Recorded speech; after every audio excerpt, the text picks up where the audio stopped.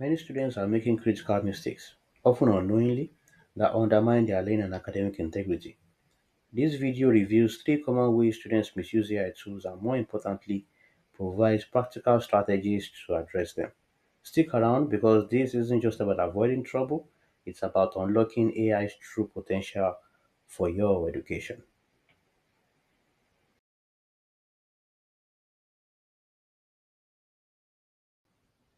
The first common misuse of AI by students is falling into the ghostwriter trap. This happens when you let AI take over the writing process, copying its output and pasting it off as your own work. Not only does this make your writing bland and impersonal, but it also risks being flagged by detection software and goes against academic integrity. More importantly, you lose the chance to develop your own voice, critical thinking, and research skills.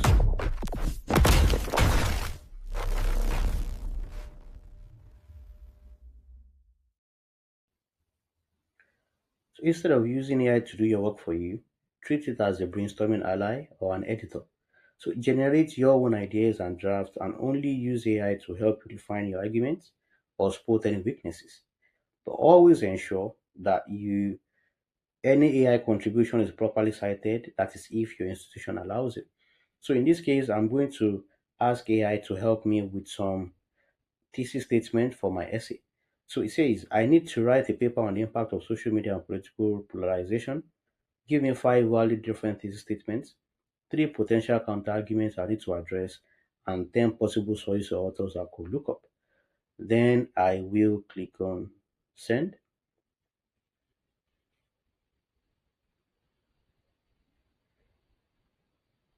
So because it's on the expert mode, it's going to think a bit deeper before it responds. So you can see it's searching the web. We've got 40 results so far.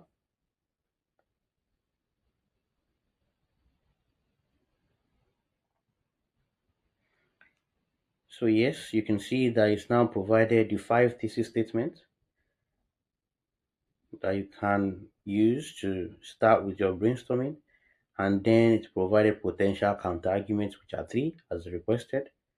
And you can also see a long list of possible sources or authors that I can consult with links. Okay. So what this is good for is that I can use the author names as a starting point for my own research in the library database, finding actual books and articles to cite for this essay. To fully block the ghostwriter trap, you need one more safeguard. After generating your own thesis and sources, write your own rough draft before asking AI for guidance on any refinement.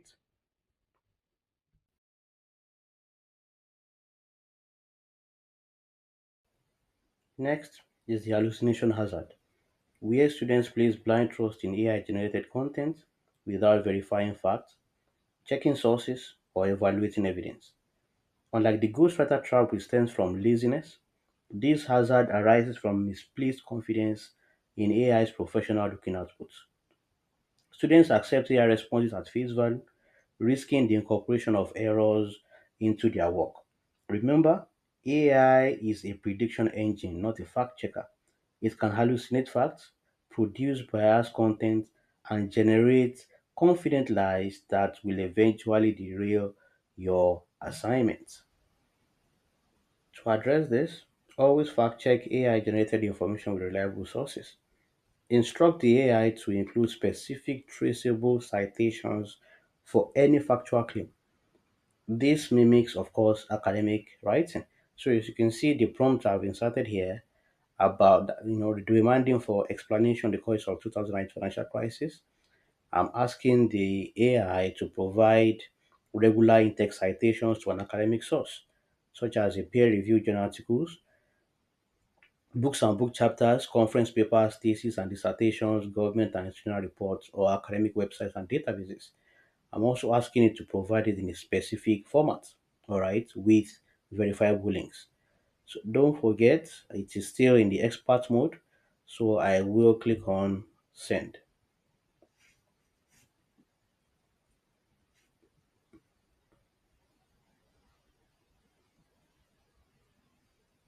So this prompt, you can see it will force, a verification loop, which is one of the strongest antidotes to hallucination.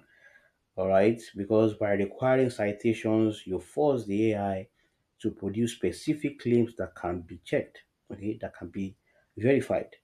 Also, as a student, when you use these prompts, it trains you to verify sources independently. And this is the kind of behavior shift that universities are calling for because they don't want students to just trust what the AI says, but they also want students to verify the information. And so essentially it reframes hallucination as a learning opportunity for you. Okay, you learn to spot patterns in fake citations and unreliable AI output. So as you can see, it's searching, say 66 results.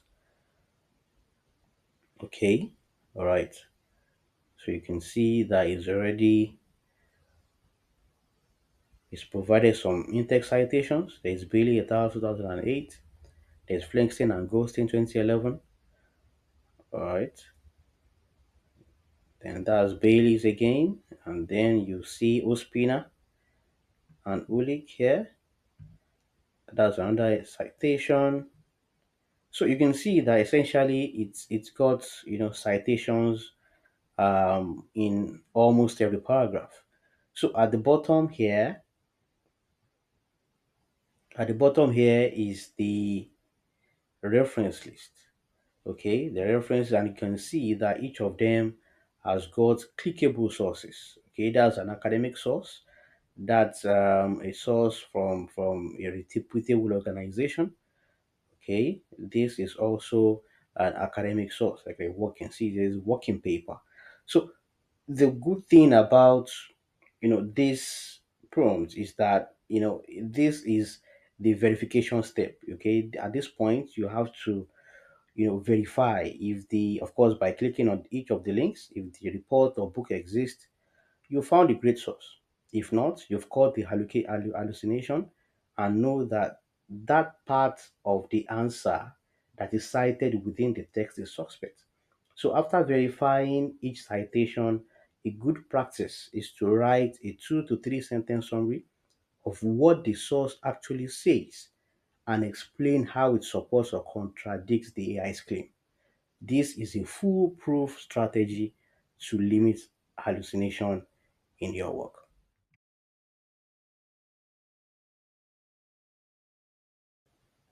Up next, the echo chamber.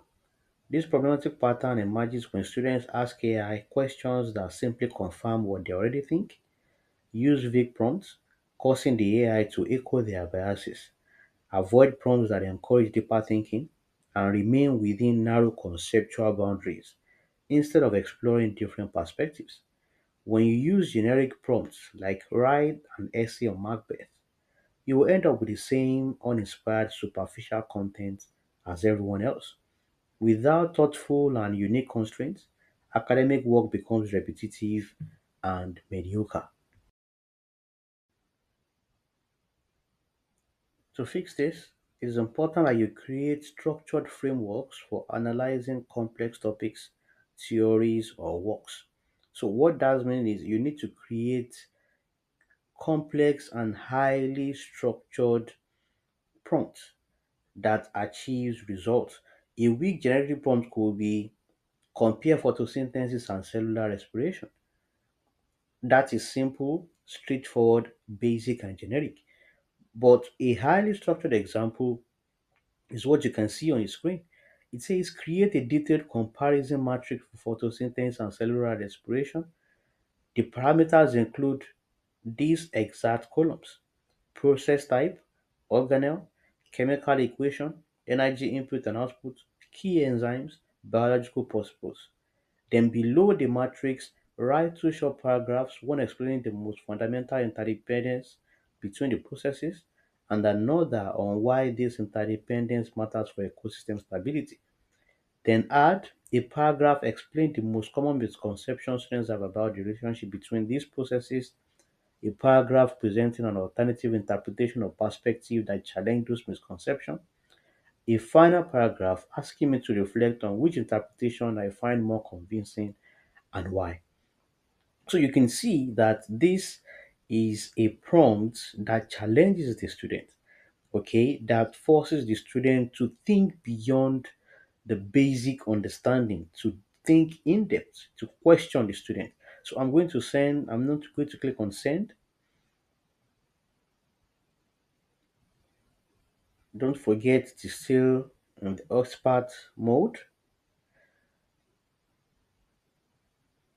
So you can see that it has done that. It has followed the instruction by comparing photosynthesis and cellular respiration in a table following the parameters that I provided.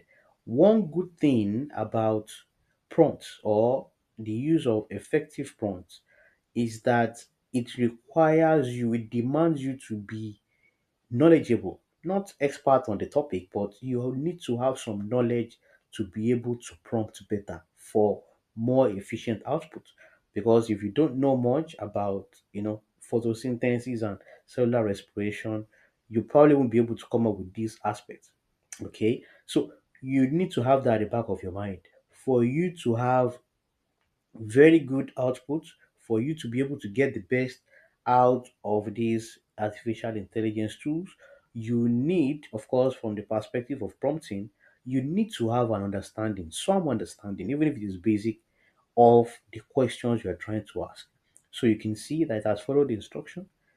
All right, it's followed the instruction in terms of providing two short paragraphs, explaining the most fundamental interdependence between those processes, and it's gone on to add a paragraph explaining the most common misconceptions, all right, among students about photosynthesis and cellular respiration, and it has now went ahead to present an alternative interpretation or perspective that challenges those misconceptions. And of course, finally, it's asking for the reflection. Okay, reflection on which interpretation, the student or you find most commonsensical or reasonable and why. All right. So if I were to be a student, I will put my response, in this search box and the conversation continues. Okay. Don't forget the best prompt is not the one-off prompt. The best prompt is the one where there is continuous conversation. There's continuous iteration back and forth to help you get the best out of this tool and get the most suitable understanding. So there you have it. Three critical areas where students often misuse AI and actionable ways to turn those missteps into smart strategies. If you found this helpful, hit the like button, subscribe for more AI in education tips, and let me know in the comments, how do you plan to use AI more responsibly? Which of these AI misuses have you been guilty of? Share your experiences or tips for proper use in the comments below, and I'll see you in the next one.